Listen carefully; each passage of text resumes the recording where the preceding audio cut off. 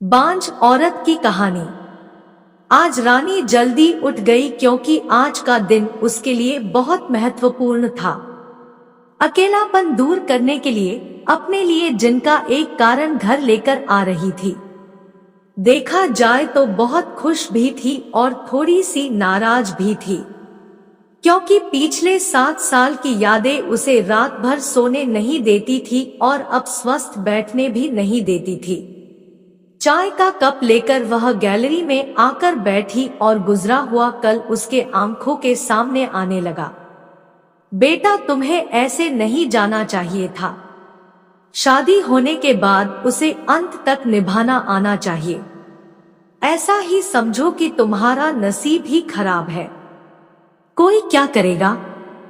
अगर माँ बन सकती तो बात ही अलग होती। मैं माँ नहीं बन सकती, इसमें मेरी क्या गलती है? यह सब मेरे हाथों में है क्या? माँ नहीं बन सकती मतलब मैं इंसान नहीं हूँ क्या? मेरी कोई फीलिंग्स नहीं है क्या? मिनट मिनट अपमान करने वाले, मेरा जीना मुश्किल करने वाले लोगों के साथ में जिंदगी कैसे बताऊं? वह जो कहेंगे वह सुनना। रानी और माँ की यह सब बातें चालू थी तब पापा आए। ये देखो बेटा, मैं तो एक कपड़े की दुकान पर काम करता था। अभी उम्र हो गई है तो कोई काम भी नहीं देता है। और तुम्हारा भाई हर्ष के तो परदेश में अपने गृहस्थी में मगन हो गया है।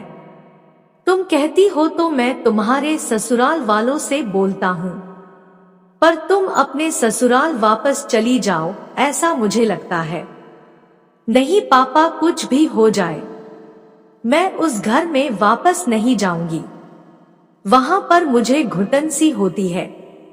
वहां मिलने वाला अपमान, बेइज्जती से मैं थक चुकी हूँ। शादी के पहले मैं मेरे पैरों पर खड़ा रहना चाहती थी, पर मेरा ग्रेजुएशन होते ही आपने मेरी शादी करवा दी। तभी मैंने आपके दबाव में आकर शादी की, पर अभी जब मुझे आपके सहारे की जरूरत है तो आप पीछे हट रहे हो। शादी के बाद लड़की ससुराल में ही शोभा बढ़ाती है। मायके में 4 दिन ही रहना अच्छा लगता है रानी। लोग क्या बोलेंगी? शादी मतलब कोई खेल नहीं है बेटा। पापा गुस्से में ही बोल रहे थे। उस घर वापस जाना अब मुमकिन नहीं है पापा। मैं आने के पहले से ही डिवोर्स पेपर पर सिग्नेचर करके आई थी, क्योंकि उन लोगों को सिर्फ मुझसे बच्चा चाहिए था, जो मैं उन्हें नहीं दे सकती। अरे, इतना बड़ा निर्णय लेने से पहले हमें एक बार पूछना तो चाहिए था ना। जन्मदाता है हम तुम्हारे। पापा, शादी होने के बाद मैं आपको बताती थी और माँ को भी कि कैसे छल होता है मेरे साथ वहां पर। 2 साल में कभी मुझे मेरे मन मुताबिक रहने नहीं दिया।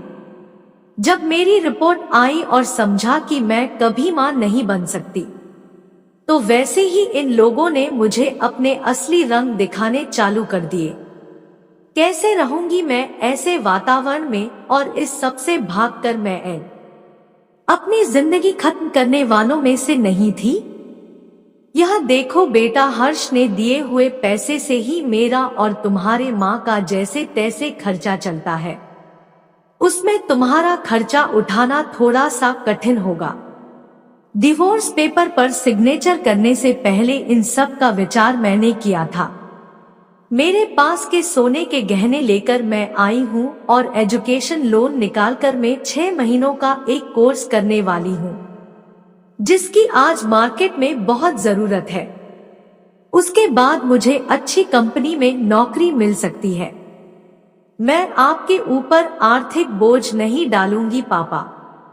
मुझे जीवन जीना है, संघर्ष करूंगी और कमाऊंगी, विश्वास कीजिए मेरा। सब लोग क्या बोलेंगे बेटा, क्या जवाब दोगी उन्हें? माँ आंखों का पानी छुपाते हुए बोली। माँ बोलती थी कि वक्त आया तो सच क्या है बोल देना चाहिए। जब मेरे ससुराल में जानवरों के जैसा बर्ताव हो रहा था तब कहाँ गए थे यह लोग? समाज में बड़ा करो, शादी कर दो, बस इतनी ही जिम्मेदारी समझते हैं। बेटियों को बड़ा करके योग्य पढ़ाई देकर खुद के पैरों पर खड़ा करना, यह माता पिता की ही जिम्मेदारी होती है, ताकि आगे जाकर कभी खराब हालत हो तो उसे इस्तेमाल कर सके। तय किए मुताबिक रानी ने 6 महीने का कोर्स किया और तुरंत उसे एक अच्छी कंपनी में काम भी मिल गया। वो बहुत खुश हो गई थी, सब अच्छा चल रहा था। बीच में छुट्टी लेकर माता पिता को नजदीक रहने वाले पर्यटन जगह पर घुमाने लेकर जाती थी। माता पिता बीच में ही दूसरी शादी की बात छेड़ देते थे। कई बार तो लड़कों को देखने के लिए भी बुलाया करते थे। एक लड़का तो डिवोर्स हुआ था, तभी उसे स्वीकारने के लिए तैयार था, पर पहली शादी ने ही इतने दुख दिए थे कि दूसरी शादी के लिए उसका मन तैयार नहीं था। ऐसा कितने दिनों तक अकेली रहोगी? जब तक हम दोनों हैं तब तक ठीक है, पर हमारे जाने के बाद तुम्हारा क्या होगा सोचा है क्या कभी? उम्र भी कितनी छोटी है तुम्हारी अभी। ऐसा उसके पापा उसे समझा रहे थे। माँ पापा, आप दोनों मेरी शादी का विचार करना बंद कर दीजिए। आप दोनों को खुश देखकर मैं खुश होती हूँ। मेरे दोस्त सहेलियां हैं ना मेरे साथ, क्यों करनी है दूसरी शादी भला?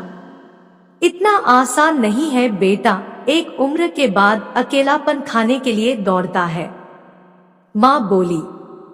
सच हुआ उनका ऐसा बोलना। आगे 2 साल में पहले माँ और 6 महीने में ही पापा का निधन हो गया। रानी अब अकेली हो गई।